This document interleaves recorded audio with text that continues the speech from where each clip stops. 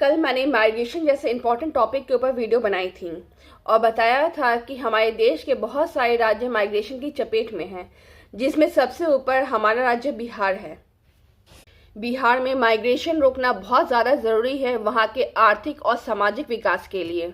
बिहार में employment generate करने के लिए वहाँ किसी भी इंडस्ट्री की ज़रूरत नहीं है कि इंडस्ट्री आए, वहाँ के जंगलों को काटे, वहाँ के पानी, ज़मीन सबको दूषित करे।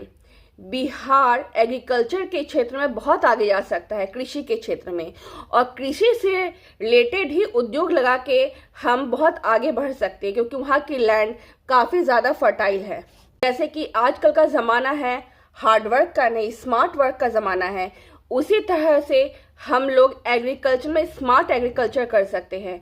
वहाँ के किसानों को कहा जा सकता है कि आप अपनी लैंड की टेस्टिंग करवाइए, या गवर्नमेंट वहाँ की लैंड की टेस्टिंग करवाए और देखे कि कौन से लैंड किस तरह के क्रॉप या फसल के लिए उपयोगी है, और ऑर्गेनिक फार्मिंग को प्रोत्साहन दें, क्योंकि ऑर्गेनिक फार्मिंग में किसानों को थोड़े ज़्यादा पैसे भी मिल जाते हैं और लॉन्ग रन में उनकी जो लैंड होती है, उनकी जो ज़मीन होती है, वो ख़राब भी नहीं होती, वो पूरी तरह से फर्टाइल भी रहती है। वहाँ की गवर्नमेंट को चाहिए कि वहाँ के किसानों को स्किल्ड बनाए, नई नई टेक्नोलॉजी कम पैसे पे अवेलेबल कराए, ताकि वो कम समय में अधिकतर उत्पादन कर सकें और अधिक पैसे कमा सकें।